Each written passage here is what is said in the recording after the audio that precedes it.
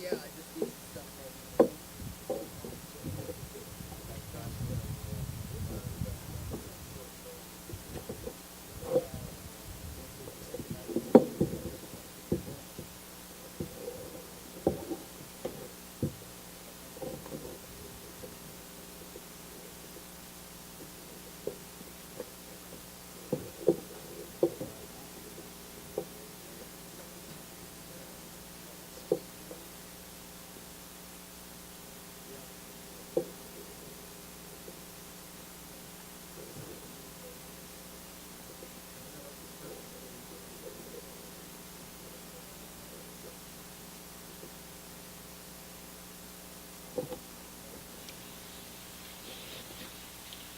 You're one, he's two. Uh, you can shrink this when you're done, but let me know if you lose signal. Okay? I don't have a lineup. I just have a. I write opposite, so when I'm using these guys, I know defense is really right in my play. Yeah, I When you just get ready, realized you just hit you'll hit preview, and it'll say okay, and then you'll hit stream and say okay, and then you can shrink this. All right. Okay, minimize. This I've already got this thing streamed. It's not live, but it's ready to go. Okay. I'll let you if I run into trouble. All right, let me know if you need to.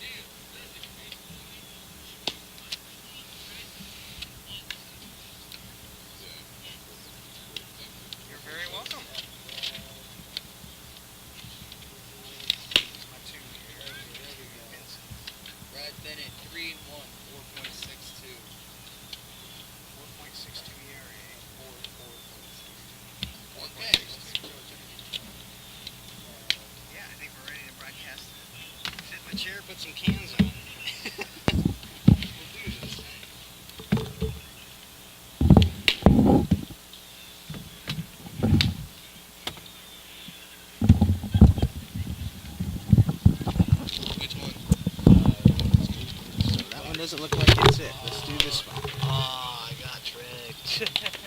Okay. Can I hear you there talking? Make sure you can hear me okay. Why am I not hearing myself? One, Yeah. 2, 3, 4. Do you hear? Yeah, I can hear you.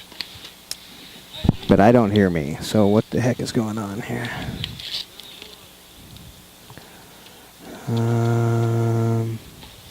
That's interesting.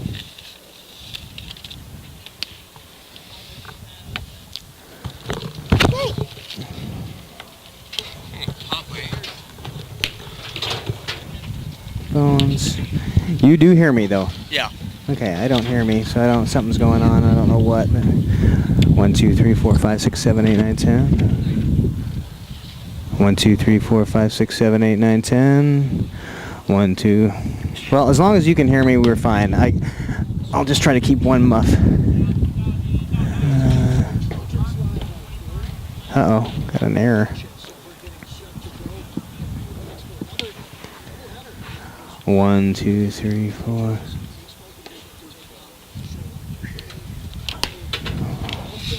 Well, we've already lost the stream.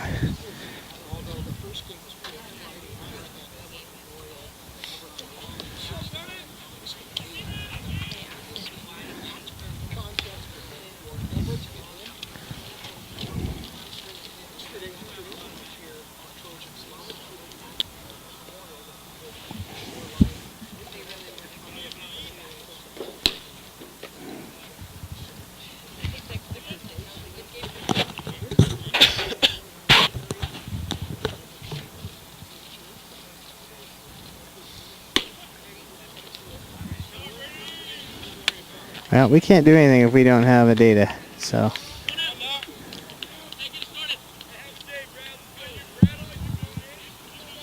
Otherwise, we get on the air here. Oh, that caught me by surprise. I didn't know the game started. No, whatever. I'll just start already.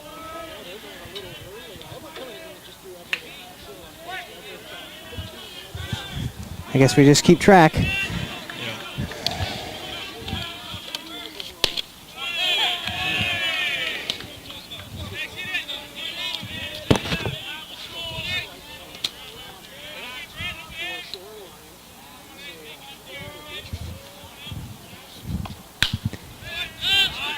Foul out.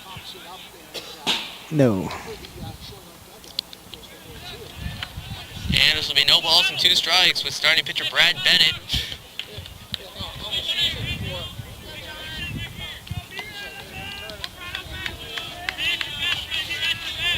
They start early? They did. After a foul ball that goes over They started early. That didn't help us any. the Shoreline dugout. This one going also over the Shorewood dugout for another foul ball.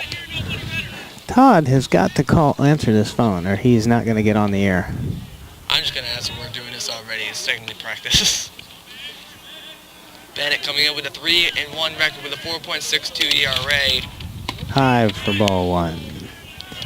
Out of Woodinville. Let's go high for ball 1. John Nash coming in with a 234 batting average, 4 doubles, a homer, and 6 RBIs coming into this game. The 1-2 pitch from Bennett, this one going over. Hanging tight. And Naff still keeps fighting for it.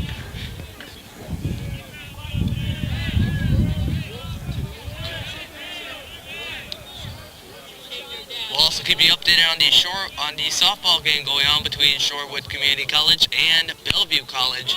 This ball going towards center field. And the center fielder, Jacob Zanin, will catch it for out number 1.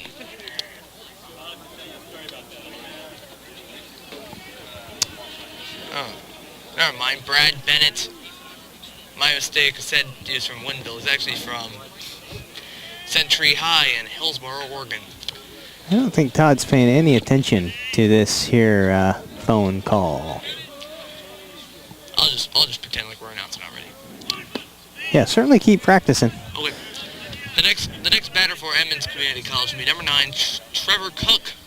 Is he starting second baseman from Winville. First pitch will be ball. They'll go down for a ball 1. Bennett with the pitch. And bring us the same spot.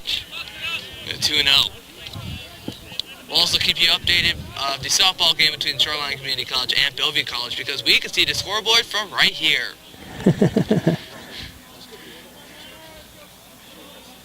This one hit high. This one getting past the second baseman, Peter Pettylegion. This one getting what looked like got past between the gap. Between the center field, right field gap, yeah. And this will be a double for Trevor Cook.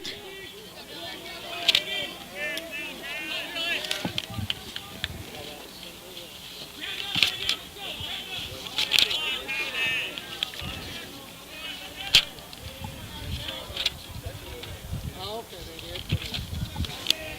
What is it?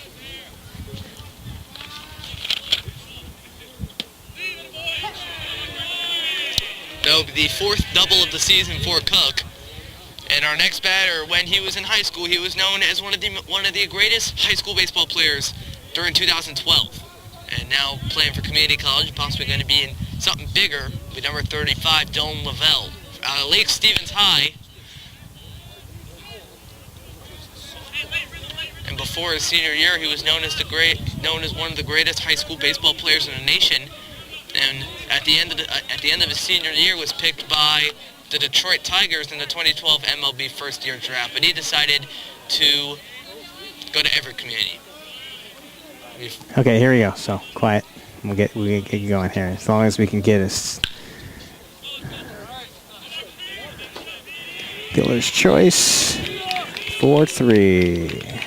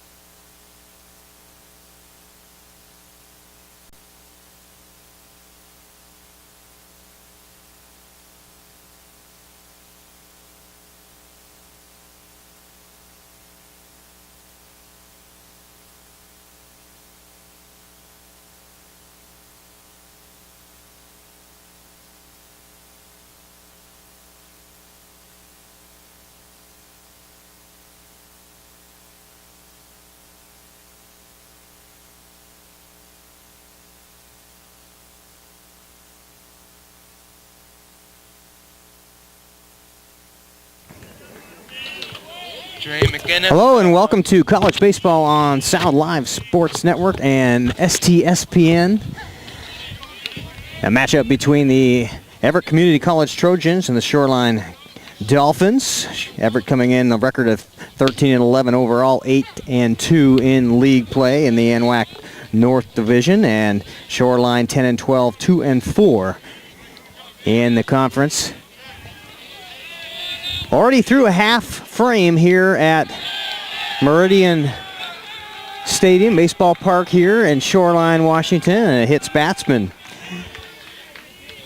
Michael Wood with a 1-1 record overall, 3.75 ERA. Has retired the first batter on a ground ball, and now facing the second baseman, Peter Pennylegion, and plunks him right there to put the man on, and now faces center fielder Jacob Zanon. I'd like to welcome in Payne Patchett. I'm Keith Neely. Good to have you aboard, Payne. It's a great opportunity to be with somebody else besides myself for the past 4 years announcing high school baseball. So, just really a big approach to stuff I can do in the future, mostly announcing for college and most likely pros if I can. Well, we're glad to have you here, and we'll call a couple of ball games. A doubleheader in the works as the runner is off. The throw down to second base is in time to retire Pennylegion on a attempted steal. And that clears the deck. No runners on, and Jacob Zanon now has the 2-ball and no strike count as Wood looks in. Right-hander with that high bat waggle. And a swing, just a piece top side of the ball. Fouls it right at the plate, and the count moves to 2-1. You see the arm of catcher Tate Budnick, Edmonds Woodway graduate. And there's one drilled right back up the middle. And now, how important is that steal attempt, Payne? Well, I don't know. I wouldn't see it as that important because it's just the start of the game, but I've seen Tate play in high school, and he has a really powerful arm. More powerful than I would say Reese McGuire out of Washington State catchers. But, if you're paying attention to community college baseball like us, this is a guy you should really pay attention for. So, back in on the snap throw over to first base, Zanon down. Cody Wolf at the plate, a right-handed hitter, the right fielder for the Finns, and now a pop out of play along the right field dugout. Carhood territory over there. I didn't hear the thump. Matter of fact, I think I might have 4 wheels parked right about that vicinity, Payne. That's not a good thing. Well, it's a good thing because I just found out you did. Apparently it's a good thing. We just parked around right near the Children's Center, actually. The 0-1 pitch high. A snap throw by Budnick. No. Down into the dust once again goes Zanon. That's exactly what I'm talking about right there by Tate Budnick throwing the baseball. It doesn't matter if it's second or the first, but you really got to pay attention to every time he's behind the plate. Count even, 1 ball and 1 strike. And there goes the runner swung on, and that will bring the runner back to first base on the little dribbler foul right in front of the Dolphins dugout along the third base line here. 2 games already played Friday and Saturday between these 2 teams. Everett getting the best of Shoreline in both cases. So these 2 teams certainly familiar with one another in a short period of time, the 3rd game in as many days. Here comes the 1-2, swung and also fouled back out of play. Right behind us here. Glad to have you part of our afternoon here on STSPN. Well, I would say it's a big pleasure. I never really announce games on the weekend, so it really passes the time. And even though, And an outstanding pickoff move, and that will be it for Jacob Zanon, who gets stranded trying to lead off a little too far on first base, and Michael Wood makes quick work on a throw over, and that will retire the side. But no runs, 1 hit, no errors, and nobody left on. We'll head to the top of 2 here in just a moment on STSPN.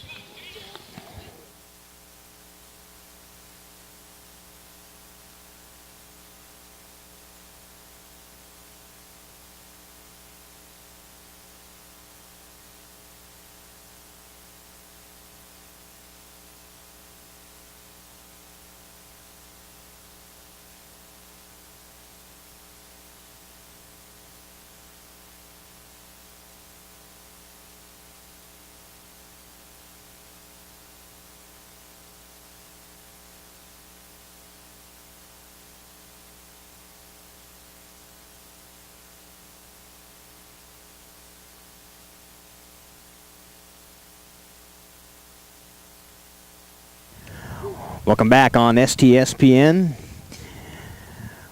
Already 1 full frame in the works here at Shoreline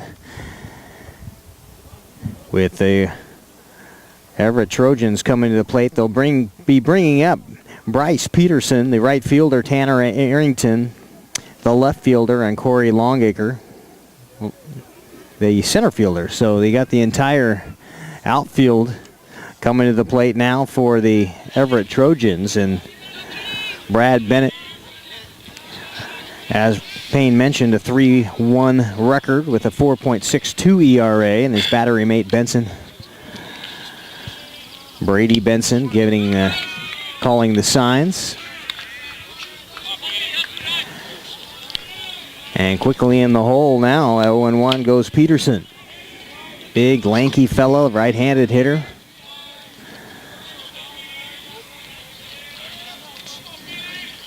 Started the day in sunshine, Payne. That quickly played way to clouds and overcast, and some of them look a little dark. Yeah, we have an umbrella. Why is that not under me, and why is it under you? I don't even get that. It's all planning. All about the planning. Quickly up against the ropes is Bryce Peterson, falling 0-2 to Brad Bennett. And the righty looks in and gets the sign. And the off-speed pitch high and away for ball 1. 1-2.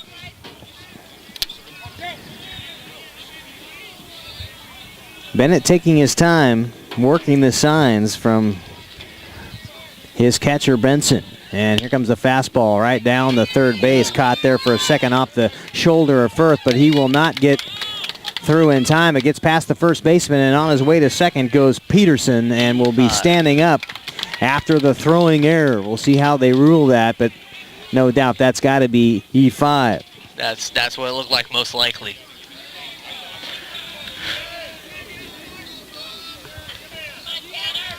So when the ball went to the third baseman Brent Firth, I can see that he clearly didn't get hold of the ball because it went above the glove.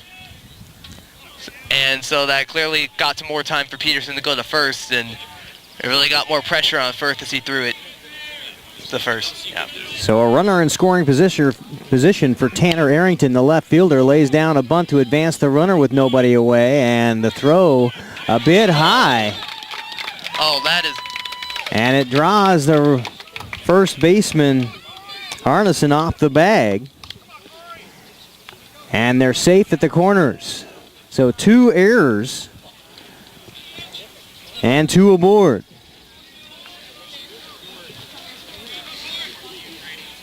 Now things get a little interesting. How are you going to play Corey Longacre? Now, see, I want to see this. Now, I've heard some stuff about Corey Longacre, graduated from Shorewood. He's played in this field before, played for a very powerful Thunderbird team. And so seeing him most likely with runners in position is a great position for him. I like to see something big going to happen here. I don't know, I feel something big going to happen here because he's played in the same field for about 3 or 4 years, so I just see something happening. Something as soft as an RBI single, I can see that happening, or just something as big as a home run. I don't know what. 1-0 count now. We got the prognosticator, Ryan Patchett, calling something big out early on. And rattled perhaps just a little bit now and struggling with his control. Brad Bennett pitching around the center fielder Longacre. And now a hitter's count with runners at the corners and nobody away. The 2-0 and that one high and outside.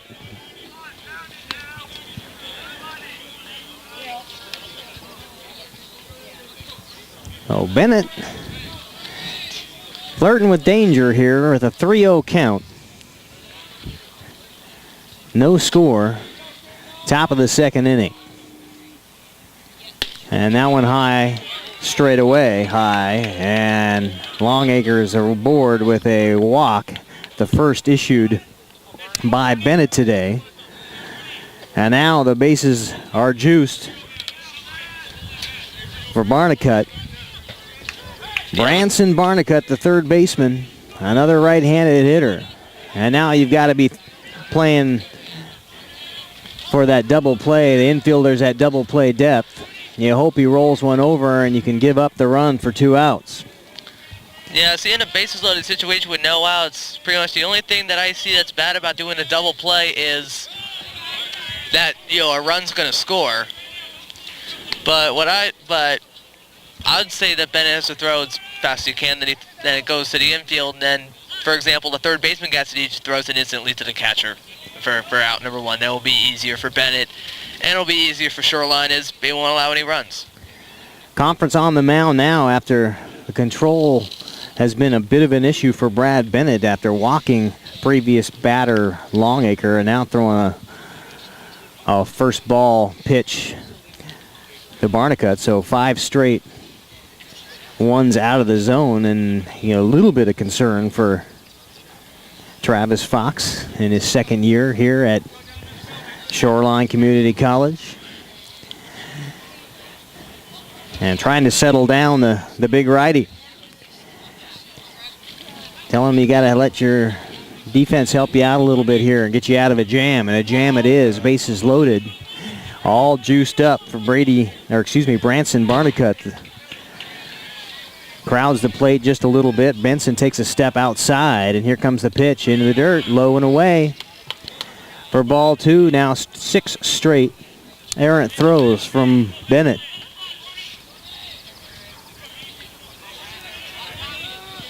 Runners aboard on 2 errors and a walk. And that one right over the outside corner. And you knew that Barnicut was taking the whole way there.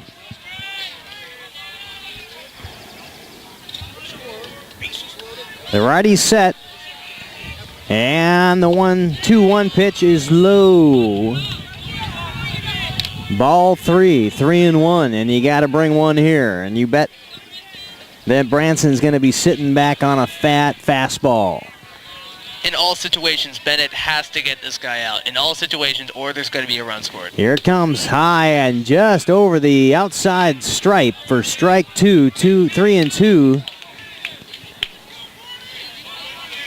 Full count. Bases loaded, top of inning number 2. Here comes the Bennett payoff pitch on the way. High, chased him, and down on strikes goes Barnicut. The first strikeout of the afternoon for Bennett, and it couldn't have come at a better time. Well, you got rid of one. Bennett got rid of one problem for the Dolphins, but there is another big problem coming in. That's Tate Budnick, and from the last game they played back in Everett Memorial, I wouldn't say yesterday, I think, 1 for 3 with a double and 3 RBIs, and from what it looks like on the road for possibly 1 or 2 more RBIs if he keeps his hot hitting streak going on this season. Even an infield ground out will get you the first run of the afternoon. And here comes the 1-0 pitch now to Budnick. It is a curveball over the outside point of the corner, 1-1. Outstanding pitch by Bennett.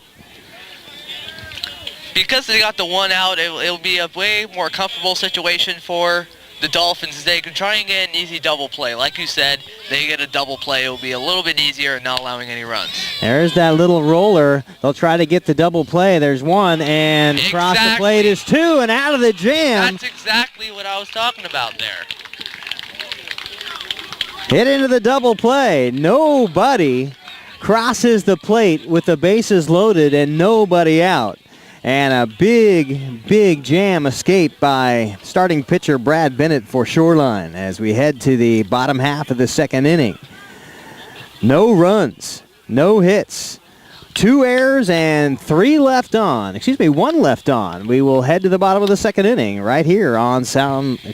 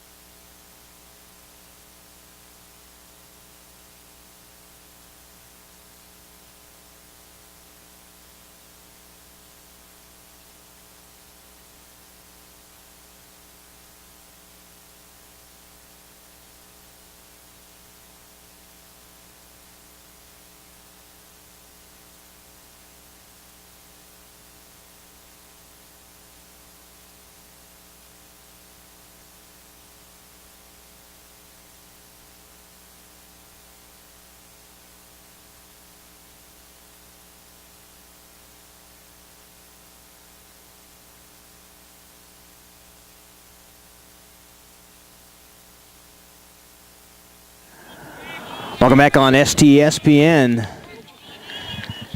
Shoreline with a bit of relief. Can breathe easier. There's a drive into center field. Back is Longacre toward the warning track. Makes the over-the-head grab for out number 1 on a beautiful drive by Cody Wolf, who gave it a ride about 400 feet out there in dead center field. Unfortunately, the fence here is about 408, 409. And on the run at the crack of the bat, Longacre able to track it down. And that brings up Sam Ballwig, the left fielder. Yeah, that was exactly what I was talking about earlier when Longacre was on the plate. He got used to the environment of Meridian Park Field because he's played here as his home field for the past 3 or 4 years. And so he's gotten used to the environment. And secondly, he can do anything, just like when he played for the Thunderbirds. Knowing the cozy confines of your home ballpark, even if you aren't at home. Of course, the Trojans playing up in Everett, making the trek down I-5. There's the 1-1 pitch, is out inside, rather. 2 balls and a strike now from Michael Wood. The righty this time not wasting any time. There's that high kick, and the pitch over the outside part of the plate for strike 2 evens the count at 2 balls and 2 strikes. Well, only if Longacre played at Shoreline, it would have been much different. They would have stayed here for a lot. There's the off-speed pitch. Got ahead of it a bit. Tapper down the left field line. Wind is blowing toward left field. So from behind us here along the right field line, there's a high bendy just a bit outside and high for ball 3. 3-2. The sign by Budnick, and here comes Wood's payoff pitch, and it is right to the shortstop. Lavelle gobbles it up. The toss across is in time to retire Ballwig. 2 down for Jorgen Arneson, the first baseman. Left-handed hitter. Arneson tapping the plate a couple of times, and right there to greet him is Michael Wood's fastball for strike 1. Yeah, Jorgen was one of those people that I saw play high school for Edmonds Woodway, staying with the green. Staying with the color green mostly for now the past 3 or 4 years, same thing too. And not only has I seen him as a really good batter, but I also see him really good as a pitcher too. It was actually the first time I've ever seen him play. He was a pitcher. There's the strike over the plate, down the heart. Arneson batting .288 on the season, was 1 for 3 in yesterday's ball game in the 3-0 loss to Everett. And the fastball right back to the shortstop. Lavelle handcuffed just a bit, but tosses across, and that is out number 3. So 3 up, 3 down for the Dolphins in the their half of the frame here in the second inning. We'll move to the top of the third. You're watching STSPN.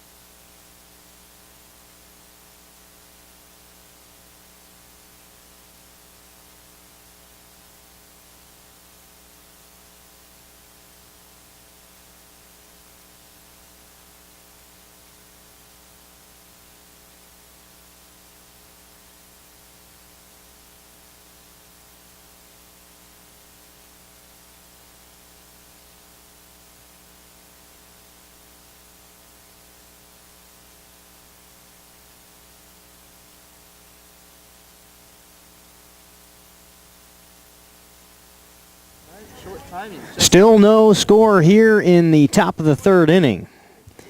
And the Trojans will bring to the plate the top of the order. Naff, Cook, Lavelle.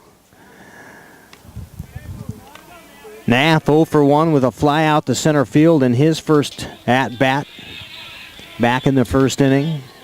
Will face Bennett now for the second time, and the lefty with a bit of an open stance and takes first pitch strike.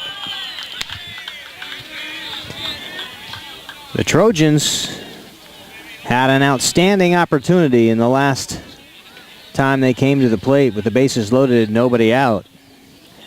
And a strikeout and a double play is all it took to erase that problem.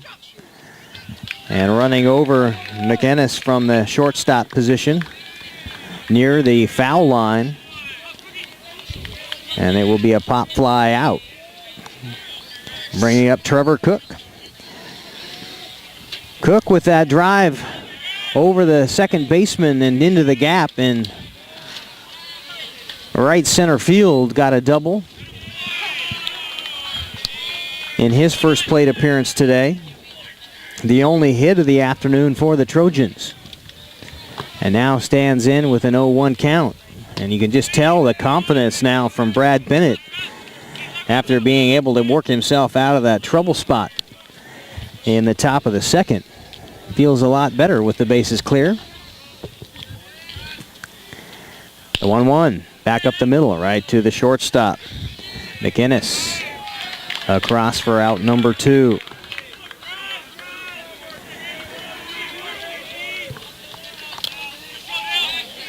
Dylan Lavelle, a ground out victim of Penny Legion in the first attempt up in the first inning. He is 0 for 1 today, takes an outside and low off-speed ball for a 1-0 count.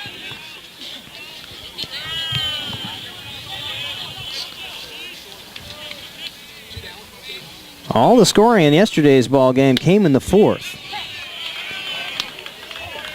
where the rally was able to be put together by Everett and also recorded the shutout, a split shutout between Bogman and Budnick. And there's a lazy fly ball into right field, can of corn, as Wolf reaches up and makes the final out of the inning. 3 up, 3 down, still no score. Bottom of number 3 coming right at you. Sound Live and STSPN. We'll be back.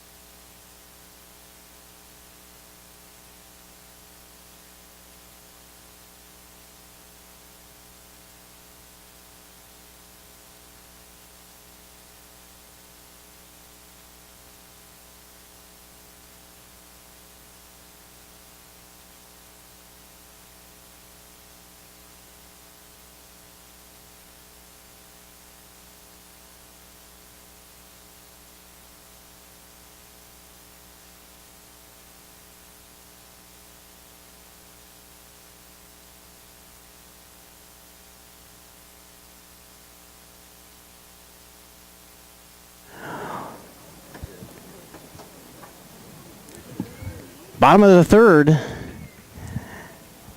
And the Dolphins will bring up the 7, 8, and 9 hitters, McCullough, Firth, and Benson, to face the righty Michael Wood.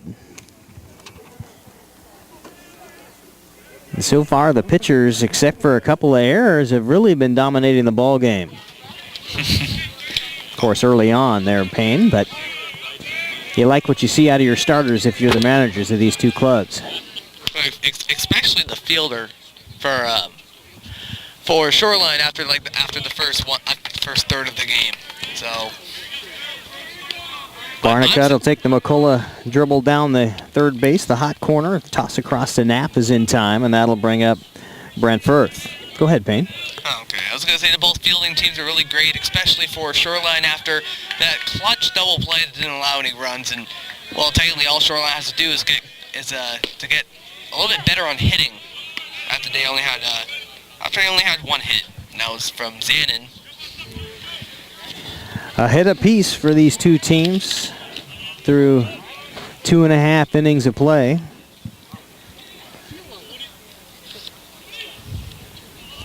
Firth, 254 hitter on the season, was 0 for 2 in yesterday's game against Everett. As the sprinkles start to come out here at Meridian Park Field. And these spring outings, there's one off the top of the shoes, and that will send Firth down to first base as a hits batsman. The second time that Michael Wood has plunked a batter. The other one was Penny Legion, the second man up.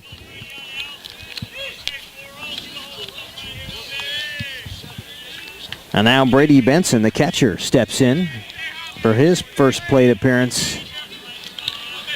And a runner on. Firth gets his lead. And that one inside. Right on the cups of Benson.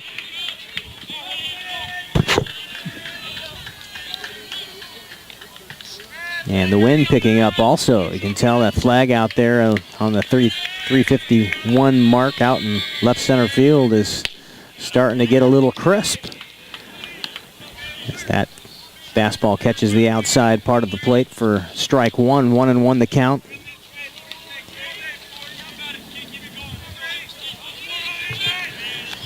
And they've got 3 hits up there on the board for the Trojans, Payne, which I find a little interesting.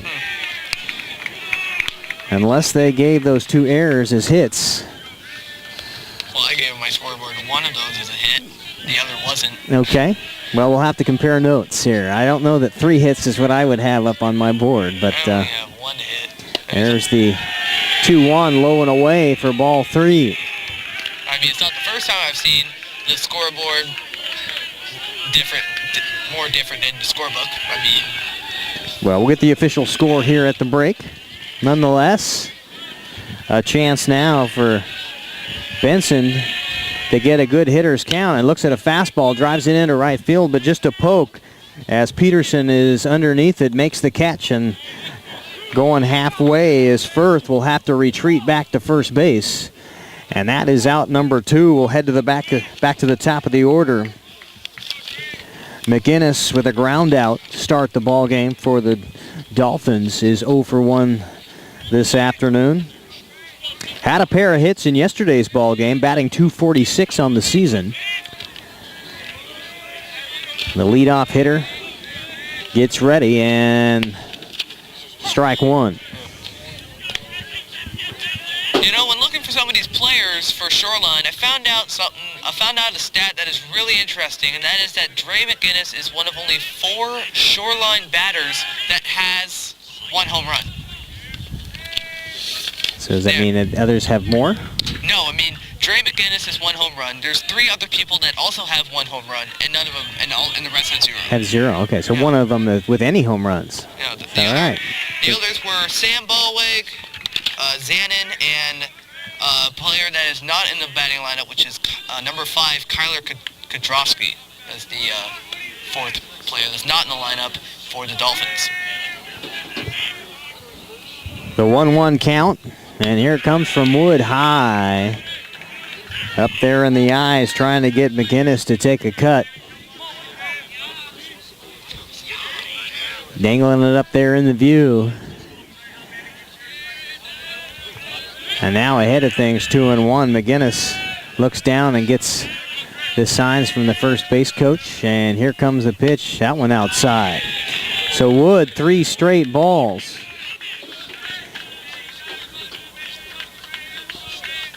Came out throwing strikes here in the bottom.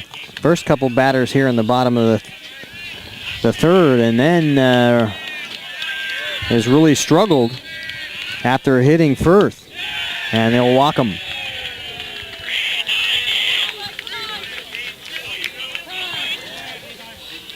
I wouldn't call this a big of a deal for. I wouldn't call this a big of a deal for Wood or the Trojans at all, because don't forget they have 2 outs. There's a man on second and first. You can easily get a fielder's choice or a strikeout or pretty much any situation. Anything can happen in baseball, so.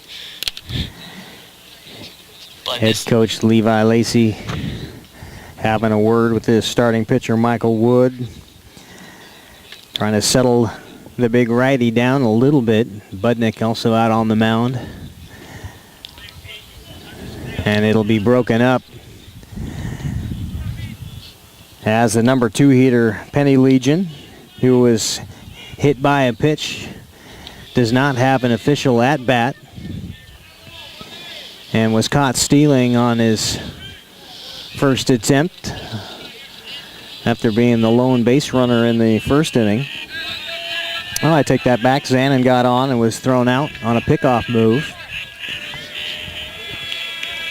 Also back in the first. So here's Penny Legion.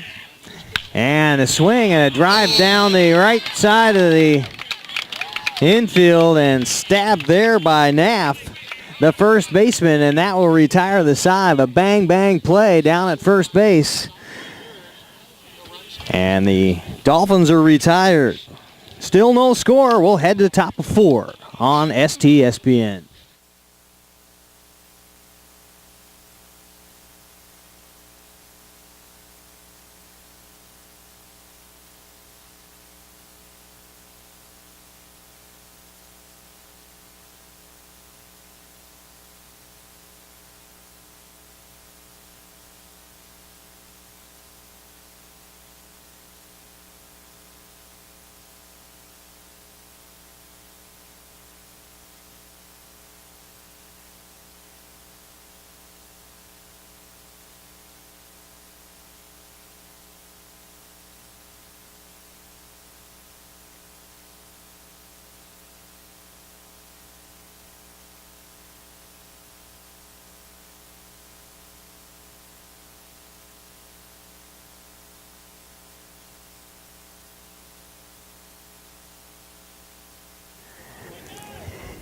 It's a layers afternoon here at Meridian Park Field. Certainly warm enough to be near t-shirt weather when the game started, and I'm almost into layer 3 as the sprinkles are starting here. Keith Neely and Payne Patchett with you on STSPN. As we head to the top of the 4th, Tyler Pinkerton, Bryce Peterson, and Tanner Arrington up for the Trojans.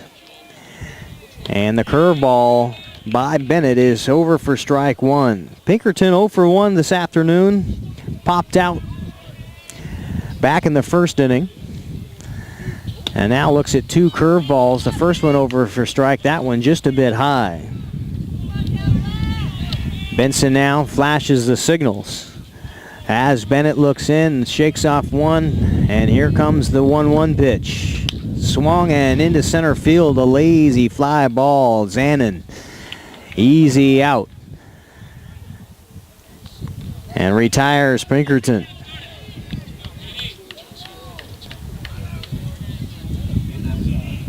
Right-handed hitting Bryce Peterson now. Reached on an error. But I scored an error, and here's where I think some of the confusion is. Off of Firth's chest. And he threw it into the fence along the first baseline. And got as far as third base with nobody outs, and that is where he stood the rest of the inning. Now, the reason why I think is an error at third base in E5 in the second inning was because not of how Firth got the ball, but his throw. Here's a similar situation. That time the throw is in time. But right off the chest of Firth. Good job of trapping it, get on top of that ball. And that time came up with a little bit stronger throw than he did the first time he faced Peterson. So the 5-3 goes down without the error, and that brings up Tanner Arrington, the left fielder. And I believe this is the one you gave a base hit. Yep, this is the one that gave a base hit to through the. This is the one that pulled the runner off, or the first baseman Arneson off the bag just a bit. But it could have been that he got there early. And there's the shot into the right side. Wolf has it, and that will be the end of the fourth for the Trojans. 3 up, 3 down. Still no score at Meridian Park Field. Zannon, Wolf, Ballwig due up for the Dolphins when we come back on STSPN.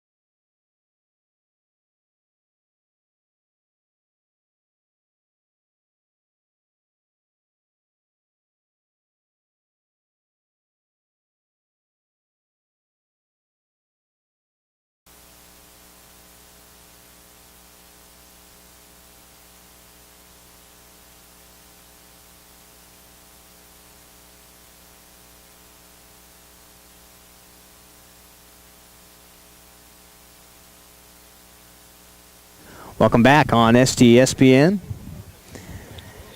Keith Neely, Payne Patchett as we head to the bottom of the fourth inning. Still no score.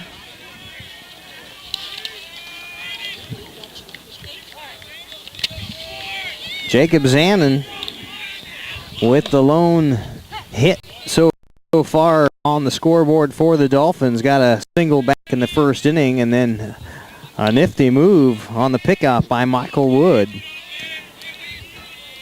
Got Zannon. You can show what Zannon can do from his stats right here. 433 average, 3 doubles, a triple, a homer, and 12 RBIs in the season. Definitely not, it's not the best on his team, but it is really good compared to other players in his position. And a single there after Cook has to go deep into the hole and tries to reverse on that left foot to throw it over and skips it off the turf, and Zannon is safe with an infield single. And now back to first base. He's probably getting talked to over there. An earful on what to expect out of Michael Wood after seeing himself get picked off back in the first inning.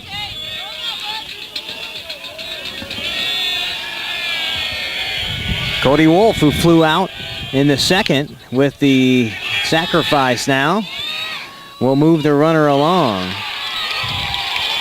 And he's safe at first, and I didn't see the play with the big pole in my way, Payne. I didn't know if he was a throwing error or not. What did you see? From what I saw the pitcher would get the ball, and from what it looked like from this angle, it hit Wolf in the back. And so I don't know if I would count that as an error on the pitcher or a single. I'm a little bit confused on that. I'm going to give him a single. Well, it doesn't look like they're giving him a single on the scoreboard. But as we can show, the scoreboard's always wrong. Now they give him the error. So there's the throw across. That time is in time, but it advances the runner, Zannon, to third. Wolf goes down to second base.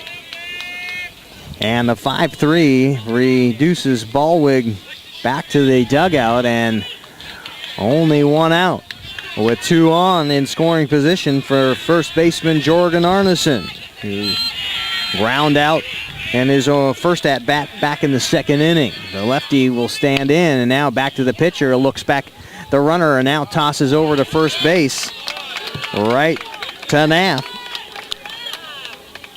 Okay, this makes the situation very comfortable for the Trojans now. After what we saw, they allowed a single to Zanin and they allowed an error to Wolf. But after two outs, it makes it more comfortable with the Trojans now, as they can possibly come back with no runs. TJ McCullough, the designating hitter, ground out, is 0 for 1 back in the third inning. High on the fastball to start the at-bat from Wood. That's why I'm saying possibly there, because we don't know for sure if they're going to score because of 2 outs. So Zanin down at third base. Wolf on at second.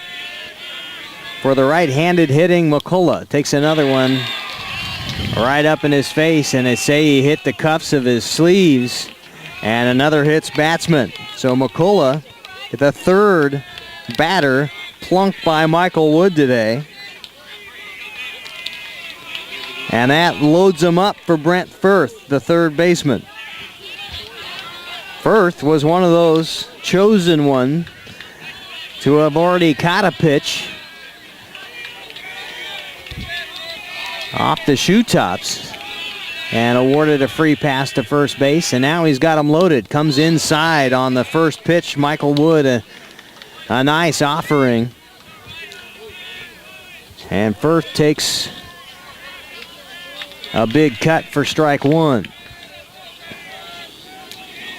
And in addition to the hits batsman thing that you said, Firth is also one of the people to either go at first, go at second, or get out on a rundown between first and second. Just going to say that from there.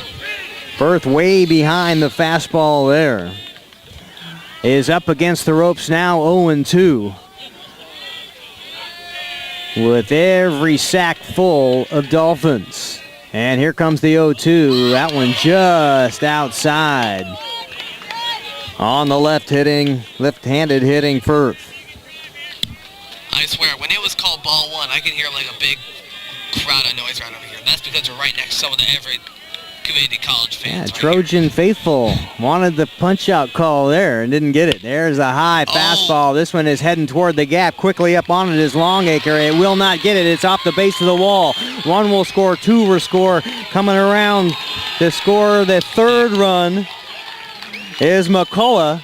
And a double, 3 RBIs for Brent Firth.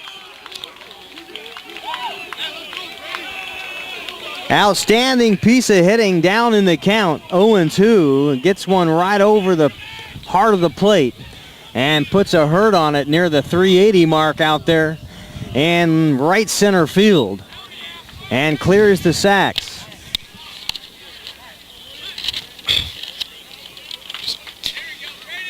I shall hear from the stats right here. That is, I said he came here with 254 average, 5 doubles, a triple, and 12 RBIs. He now has 6 doubles and 15 RBIs this season. So he's close to the team mark of, I said 16 by Sam Ballwig. And pretty much close with there. So. And that'll brighten your day no matter how many you put across. And then As the pop-up now will be retired Cook underneath it. And that will take care of the side. But big damage done by the Dolphins here in their half of the fourth inning. 3 runs on 2 hits. 1 left on and 1 left on base for a total of, I show 3 through 4 innings. So not bad. 3 runs pushed across. And we'll head to the top of the 5th inning here on STSPN in just a minute.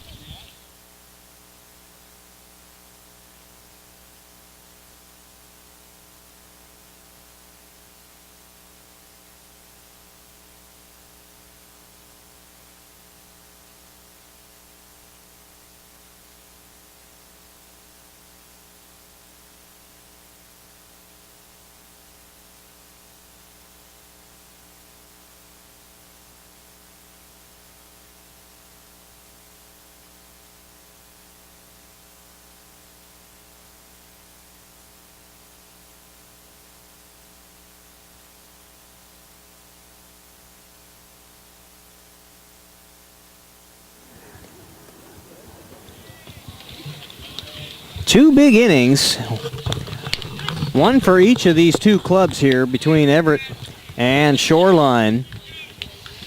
And the Shoreline got some timely hitting where Everett didn't, and that's the difference in the ball game. 3 runs pushed across in the bottom half of the 4th inning, Payne, and that could carry you a while here.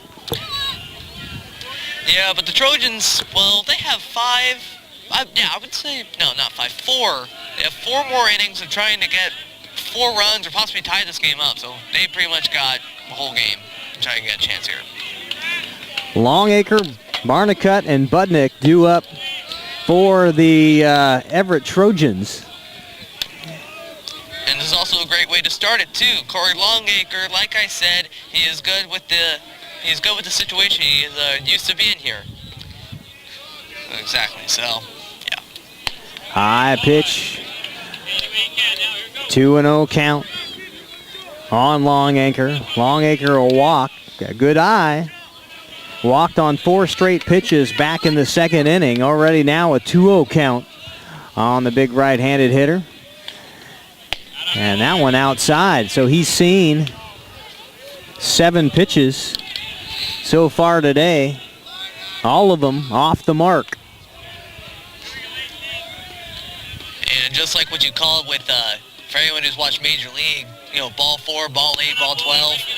There's ball 8. This is ball 8, exactly.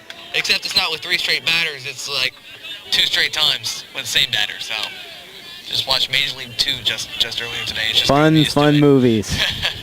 Anybody that's a baseball fan, of course, I'm sure you've seen those numerous times. Well, as many times as I can remember, not numerous times, but... Branson Barnicut, the 3rd baseman now with a runner on. Sees a first pitch strike.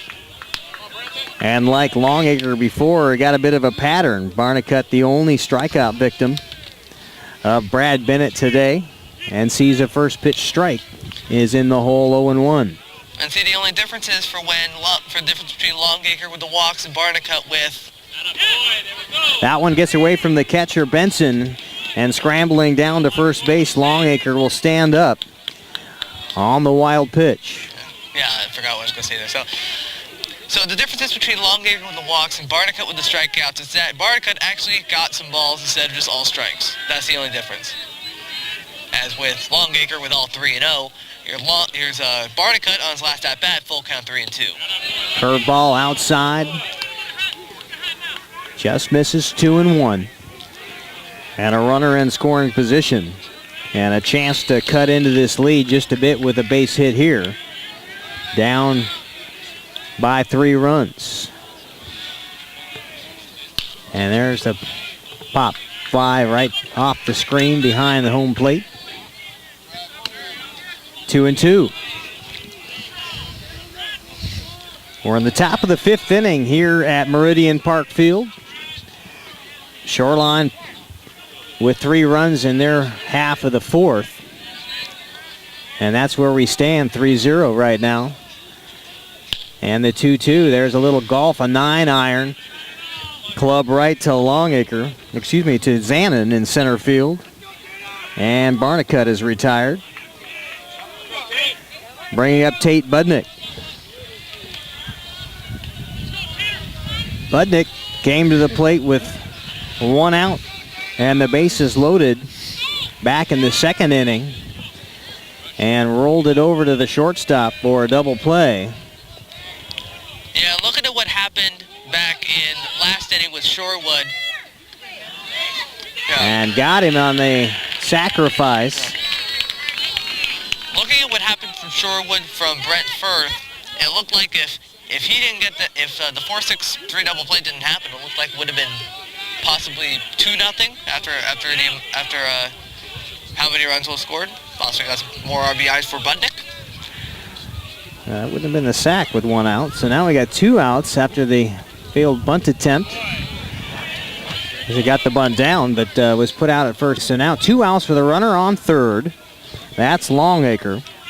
And we'll head to the top of the order now. John Knapp, who's 0 for 2 with a fly out and a pop out.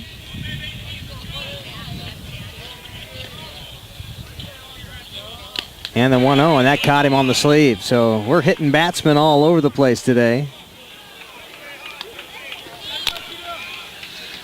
As Knapp has one pitch and hits him in the shoulder and trots down to second base. And that'll bring up Trevor Cook. Cook, 1 for 2 with a double. Looking to get that big RBI. And he had a run scored and was 2 for 2 yesterday afternoon, batting .341 on the season. It's a pretty good elevated average. And we'll see if he can get some contact here. Of course, your 2-hitter. Usually one of those table setter kind of guys. This time looking for some runs as they let Knapp go on down to second base. And I didn't see if that was indifference. Had my head down.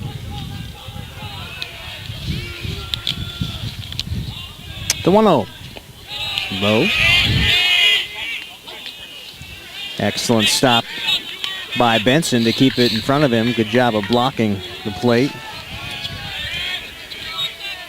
2 balls and no strikes. 2 outs here in the top of the 5th.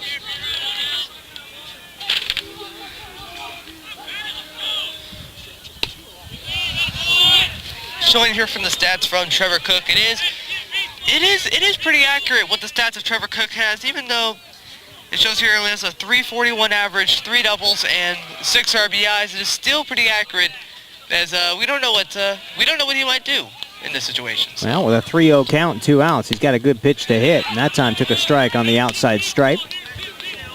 So 3-1, but it's still a very good hitter's count now. And Brad Bennett really does not want to load things up. His time is called, and Cook steps out of the box. I mean, sure, he has to go through another. I mean, sure, there's a possible chance he might go through another situation of loading things up, but in the other situation where they load things up, it went pretty good for him. As ended with a very clutch 4-6-3 double play to avoid any runs. You don't need the double play now with 2 outs, and right at the moment you've got a 3-2 count on Cook. Why not end it here? We'll find out. The Bennett payoff pitch on the way, outside and high. So now they are juiced up.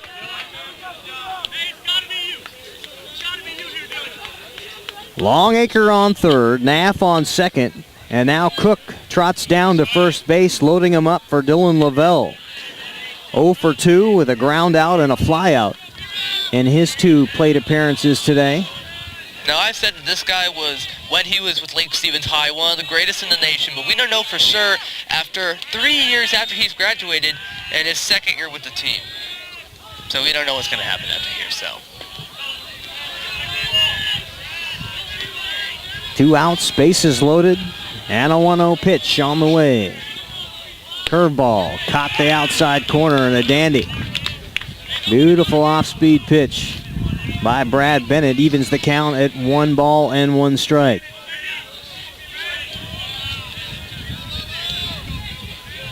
Lavelle right down on the knob of the bat. Here comes the 1-1. Swing and popped up out of play above the third base dugout.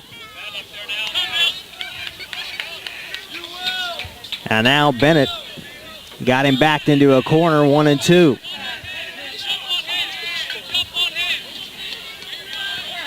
The righty twirling the baseball, looking in at the signs from Bennett. Bennett gets the nod, and here comes the 1-2. Curveball, got him! Just caught a piece of the outside. And down on strikes goes Dylan Lavelle with the bases loaded. They strand 3, and the score still 3-0 Shoreline. We'll head to the bottom half of the 5th on STSPN.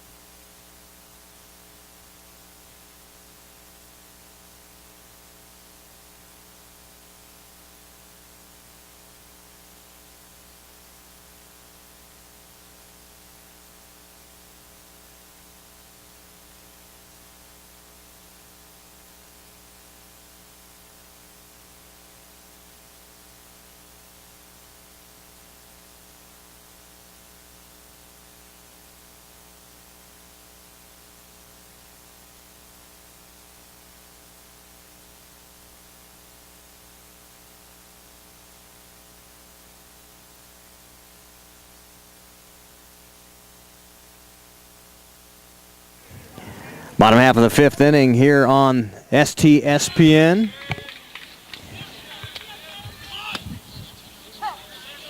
First pitch strike.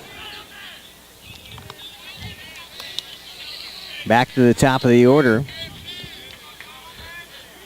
with McNeese. And a swing and a miss on an off-speed pitch. Got ahead of it. McNeese 0 for 1, but walked and was aboard on the 3rd and in the 3rd inning. And now we'll go down on strikes after the ball is dropped by the catcher Budnick. We'll snap it down to first base.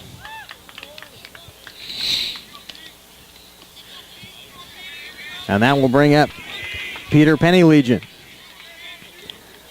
0 for 1, was hit by a pitch in the 1st. Well, we say that a lot today. A lot of hits batsmen. And all of them have either been in first base, second base, or I would say in between, to be honest. Getting run down. Now that one's definitely not a hits batman. Quickly, the Dolphins with 2 outs here in the 5th. But they do have the lead 3-0. And you know what? I probably ought to get my score right. We've been saying that. And your play-by-play guy is also in charge of the scoreboard and on the broadcast here, and I haven't been doing a very good job of it. There's a bouncer down to Lavelle. Toss across. A beautiful throw is safe. Just behind the runner is the throw over to first base. And Zanin is safe with an infield single. His third. He's 3 for 3 today. Zanin a single in the 1st. Single and scored a run in the 4th, and here in the 5th, on board once again. Yeah, this really shows that even that, Zanin coming here with the highest batting average out of the Dolphins team, it really shows that, well, he just wants to get his batting average possibly over 500. Best in the conference, I would say. There's the curveball, swing and fouled off the bat of Cody Wolf.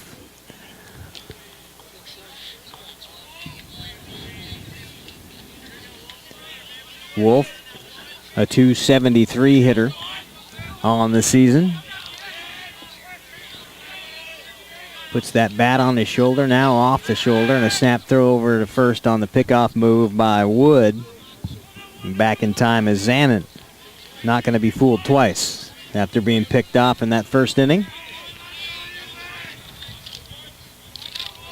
Been pretty comfortable over there at first base. There's a liner down the left field side as Barnicut has to dive near the bag and scoops it up, but just foul. That was just close. It looked like it bounced over the bag there as it hit the AstroTurf, but that was really close. And if that was fair, it would have brought Zanin over the 3rd. I'm not sure it would, because Barnicut had the ball. He dove for it, caught it, and would have come up with it. It probably would have been an infield hit. I don't know that he'd have gotten to 3rd. Well, with the third baseman with the ball. Okay, I must correct myself on that. He must have went to 2nd either way. So, either way, he's safe. So he would have been correct. 1 ball and 2 strikes with 2 outs here in the bottom of the 5th. And the swing by Wolf toward the gap, gobbled up there. A long toss across will be near the dugout and over the top of the first baseman Naff. And that would have been a hit no matter what. That was deep in the hole. Lavelle had to go well to his right there, having cheated towards second base. And that'll be a single and an error. Single on the hit, and then an error on the throw. And that'll give Zanin the run all the way over to that third base that you mentioned. So in some ways it works out, doesn't it?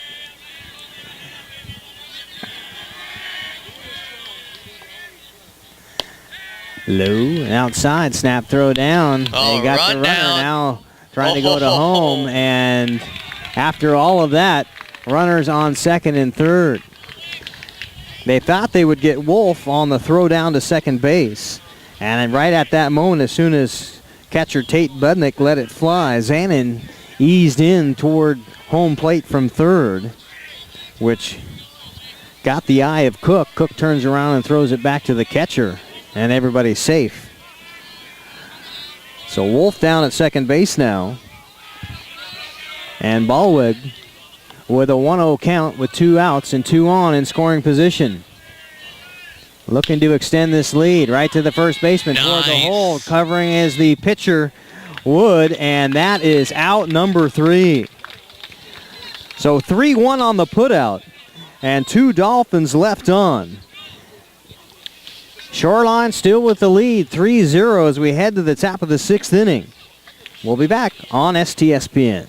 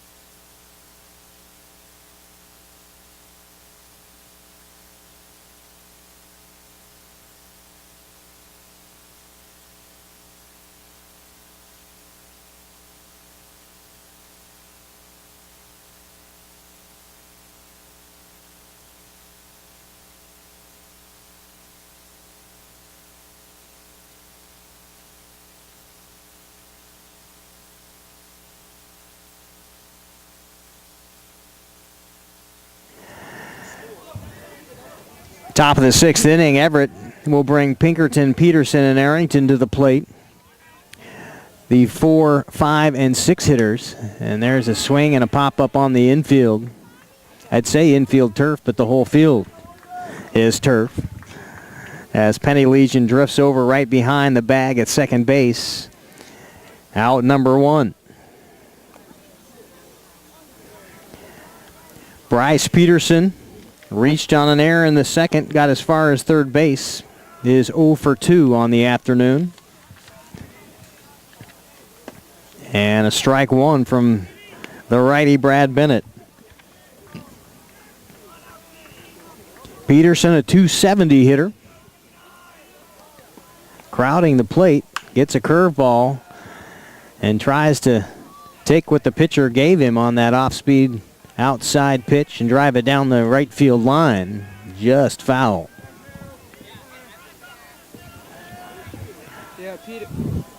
Peterson, one of many players on the Everett team that's batting with over 10 RBIs, and I feel like that's a big factor for. I see it as a big factor for batting in community college baseball, and that is that a bunch of teams are over 10 RBIs. I always see that very interesting. Off the glove of Penny Legion. Past the diving second baseman for a base hit, and Peterson is aboard. And that will bring up Tanner Arrington. Left-handed hitter. Got a single back in the second inning.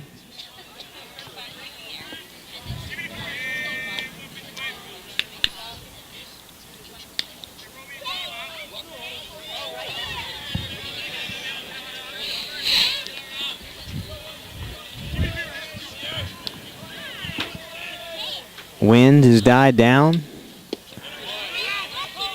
Good. Jeez, that was bugging me. Bounces in about 59 feet. Nice stop by Benson, the catcher. And the count 1-0.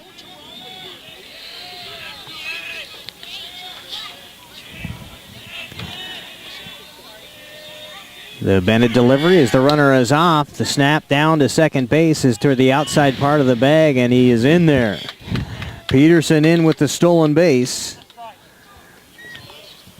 Benson got off a good timed throw, but just on the shortstop side of the bag was just enough to allow Peterson to slide in underneath the tag by McGinnis. And now a runner at second base with 1 out. And another 59-footer, and then Benson's earning his money back there behind the plate. They're wearing the gear today.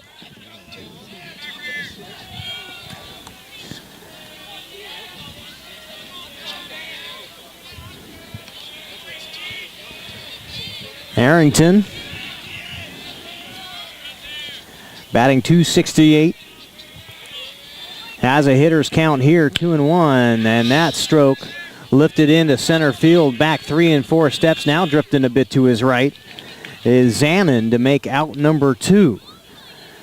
And holding on at second base is Peterson. 7-hitter Longacre, who has been aboard twice now on walks. The 2 of the 3 walks issued by Brad Bennett have been to number 1.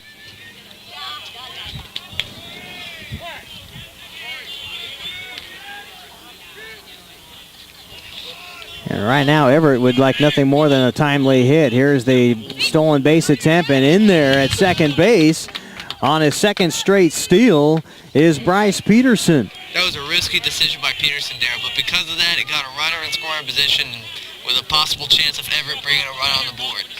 And you always like to say never be an out at third base, especially with 2 outs. It really doesn't give you a whole lot more opportunity to score. You still need the base hit. Oh, so I would say yes, a risky decision. I've seen a few of those. It's really, really heartbreaking. If I have time, I'll possibly say a quick story about it, but no, this is baseball, not story time. 1-1 count. The only real advantage is if you're good at bunting. You can probably suicide and get the guy in, but other than that, you can't get the sacrifice fly.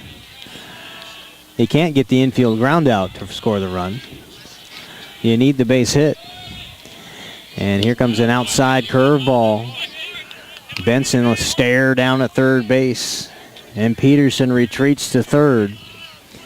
And a 2-1 count now on Longacre.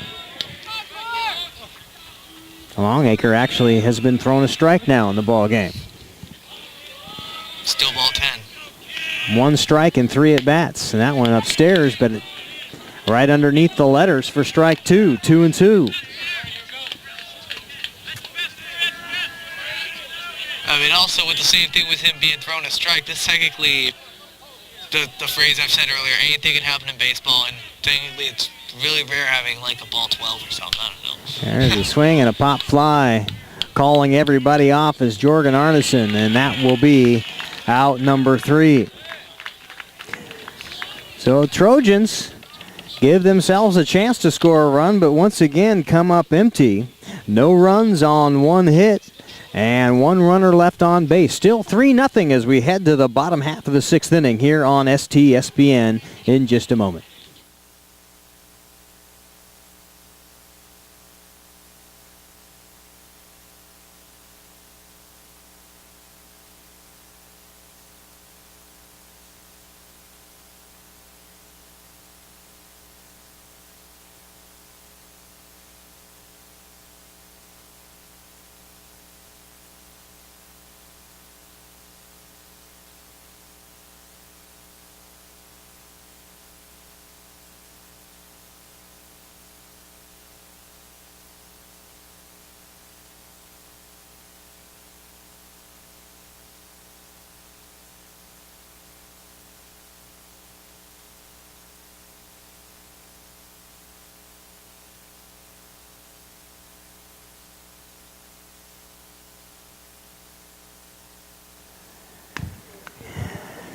Zero runs, 4 hits, and 2 errors for the Trojans. 3 runs on 5 hits and 2 errors for the Dolphins of Shoreline. And curious that the Everett teams left 7 stranded runners through their 6 frames here. Only 5 left on base for Shoreline through 5 innings. And due up now, Jorgen Arneson, who made the last out of the last half inning, is 0 for 2 with 2 groundouts on the afternoon. And the pitch low.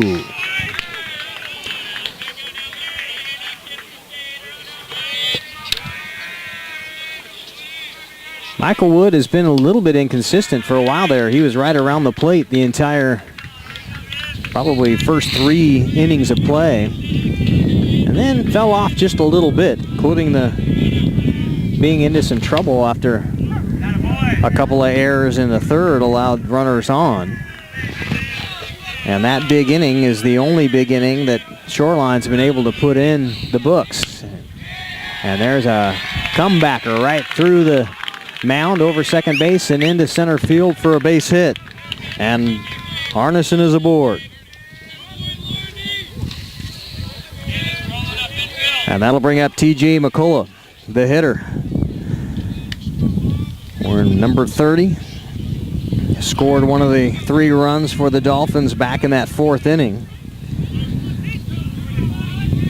After being hit by a pitch and put on, is officially 0 for 1 in 2 plate appearances. And then there's a big cut on a fastball up in the zone for strike 1.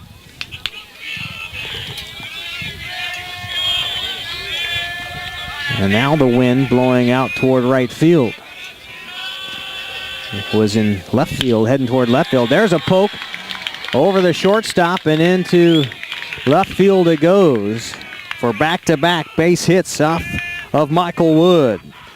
Arneson aboard and now McCullough aboard, both with singles. And that'll bring up Firth. Firth doing all the damage with 3 RBI.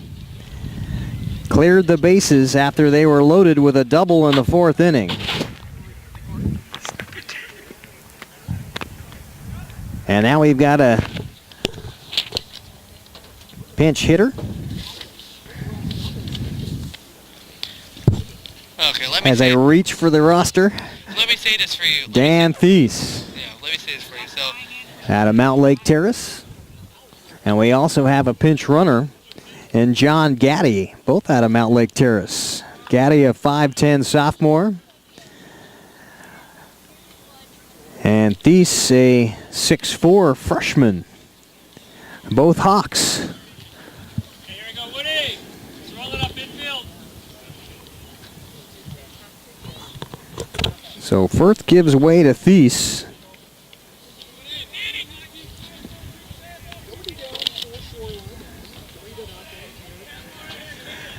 Firth certainly can retire to the dugout with a feather in his cap right now. He's the reason this Shoreline team has got the lead it does. And now showing bunt, Thies will pull it back for ball 1. the only stats I could find about Thies this season was that he is 1 for 10, so he has a 100 batting average with 2 walks. That is the only thing I could find.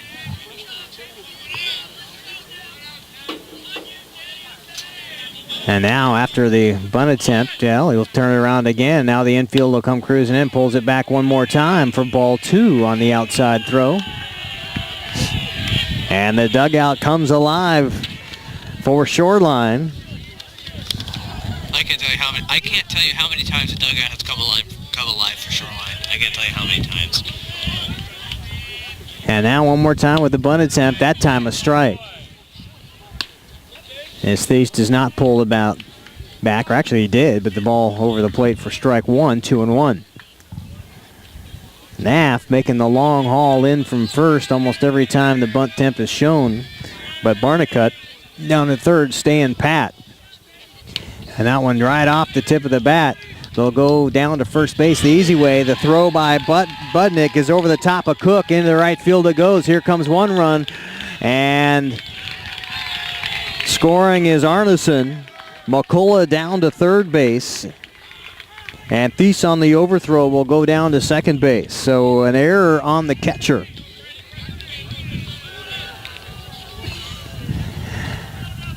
And it's 4-0 Dolphins.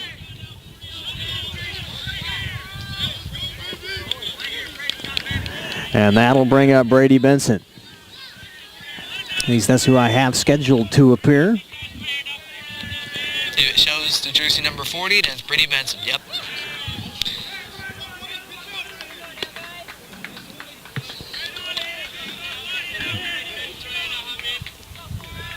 Excellent bunt attempt. Thies able to get out in front. Was going to have to be a tough throw by Budnick in the first place. We'll see what they gave him. They did indeed give him a hit. So 3 straight hits and nobody out. 2 runners on.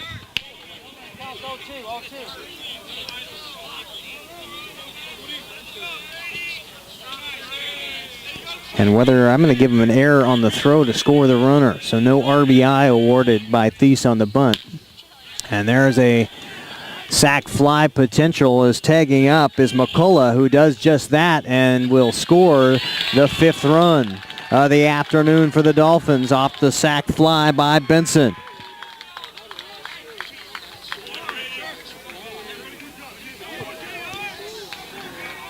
So 3 RBI by Firth, and now an RBI by Benson. And the Dolphins are cruising right now on top 5-0 in the bottom half of 5 and only 1 away. You want me to say this? Oh, the pitching change. And we'll take a timeout here on STSPN as the change is made. 5-0. Shoreline over Everett. First of a doubleheader. We'll be back on STSPN.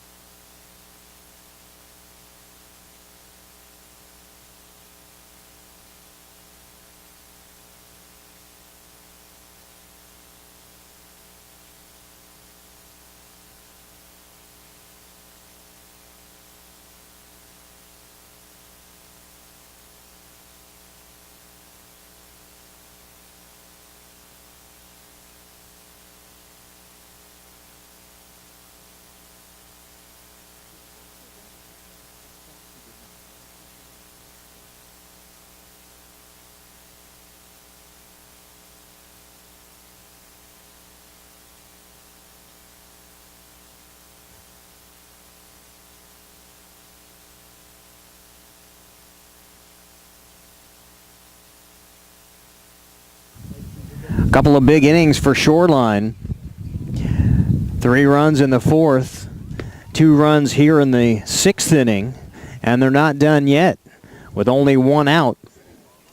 A pitching change being made by the Trojans as Travis Dorr out of Bothell High School, a right-handed pitcher, 6'1" sophomore with an 0-1 record, 6.17 ERA, and he will look in to face the top of the order. The 1, 2, and 3 hitters for Shoreline, McInnes, Penny Legion, and Zanin.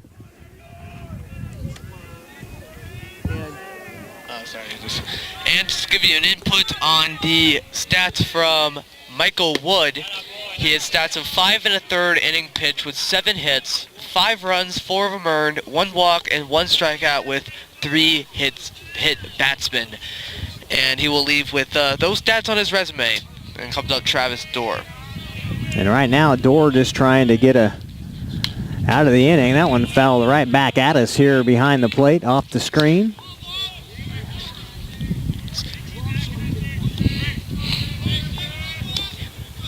Quickly in the hole. 0-2. Dre McInnes, 0 for 2 with a walk tonight. And big curveball on the punch out. Now the throw down. Safe on the snap throw by Budnick. Gets Thies back to second base, and that one a dangerous attempt, leading off too far and not lollygagging back to second base was Thies. And now coming to the plate for the 4th time, Peter Penny Legion. 0 for 2, was hit by a pitch in the, he's hit by here a pitch in the now. 6th and the 1st inning. And now the 2 runners on. So I have 1, 2, 3, 4 hits batsmen from Trojan pitching today. I can see only 1 from And then Bennett. only 1 from Bennett. Right. And that one was from Neff in the 5th inning. That was the only one. Zanin takes a ball. Jacob Zanin, perfect on the afternoon. 3 for 3 with a run scored. Setting the table nicely for Dolphin hitters. There's the big curveball, and now another throw down. That one into center field, but they'll hold the runner. Second time that Budnick's thrown one a skyscraper up over the top of everybody. Longacre comes in and does a nice job of backing up his shortstop Lavelle on that throw.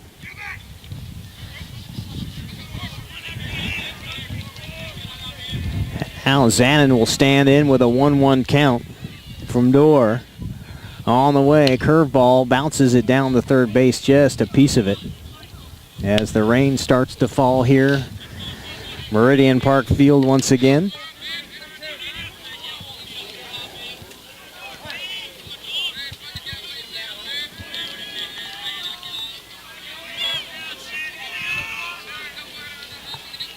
One, two.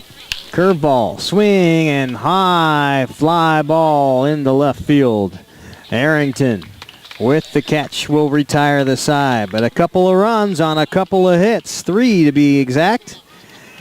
And the Dolphins will hold back on defense to the top of the 7th inning, up 5-0. You're watching STSPN.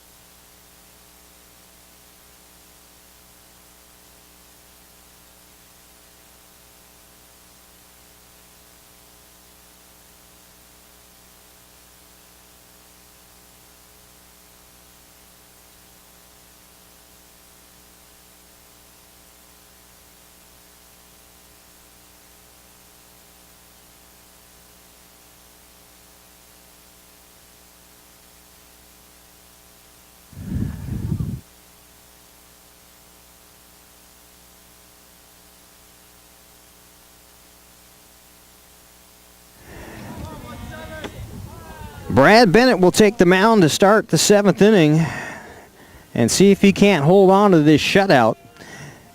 Barnicut, Budnick, and Naff, the 8, 9, and 1 hitters for the Trojans, due up. And this is number 17 for the Everett Trojans. 17, Andrew Ivelia from Snohomish. Messages. Ivelia, a freshman, 6-foot infielder.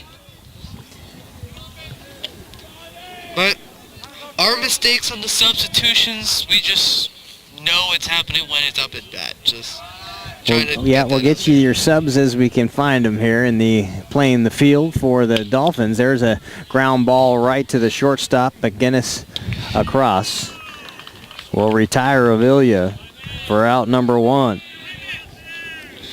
Ooh, another pinch hitter, number 21, James Osuna from Sinaloa, Mexico.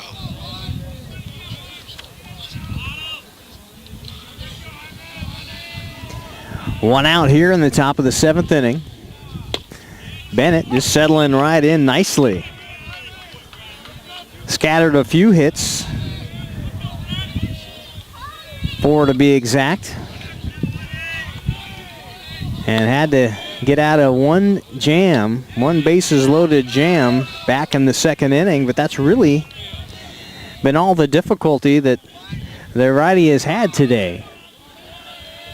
Through 6 1/3. And now the 0-2, swing and a miss for out number 2.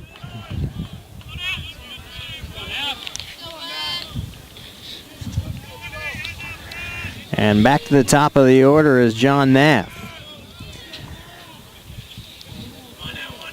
Naff 0 for 2 in 3 plate appearances, hit by a pitch in the 5th inning. was able to get down to second base after Cook behind him walked, and that's all the further they got there.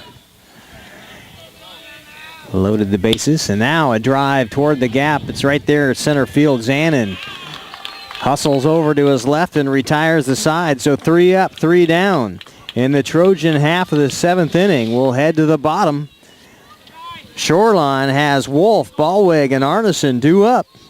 We'll be back on STSPN. Dolphins on top, 5-0 over the Trojans.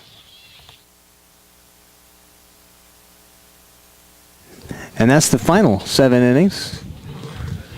We might as well wrap her up while we're here, Payne. I was thinking we could just say it real quick. And also, sorry I'm trying to say the pinch hitters.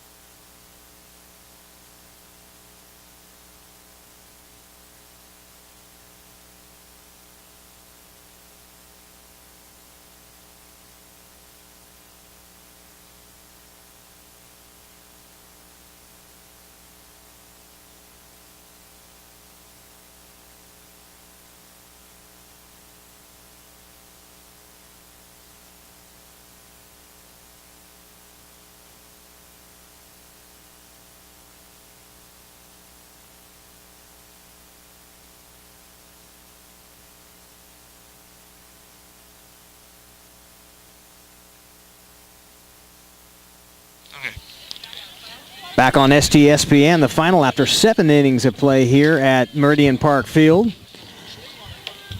The Shoreline Dolphins defeating the Everett Trojans by a score of 5-0. Everett, no runs, 4 hits, 3 errors, and 7 left on base. The Dolphins, 5 runs on 7 hits, 2 errors, and 5 left on base. The winning pitcher, Brad Bennett, moves to 4-1 on the regular season. Michael Wood takes the loss. He's now 1-2.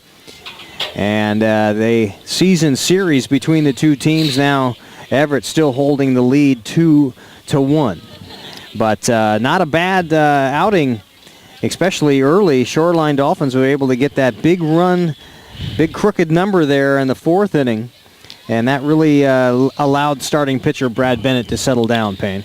Yeah, Brad Bennett with a big shutout performance, and he deserved that win. 7 innings pitched, a two-hitter, no earned runs, 3 walks, and 3 strikeouts with a hit batsman. We say it more commonly than we should.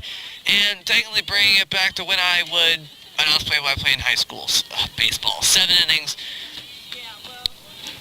Not bad when it's starting to rain. 7 innings tastes pretty good when it's raining. Yeah, especially when you're done. Anyway, for anyone who's listening, if anyone wants to hear me talk play-by-play for high school baseball, my next game will be this Wednesday at Lake Stevens High, and that will be the next. Well, technically, the next place you will hear me do play-by-play announcing for Lake Stevens. So it will be this next Wednesday at Lake Stevens, and then Friday will be at Kamiak High School in Mukilteo, Washington, and that will be the next time you'll see me announce for Lake Stevens.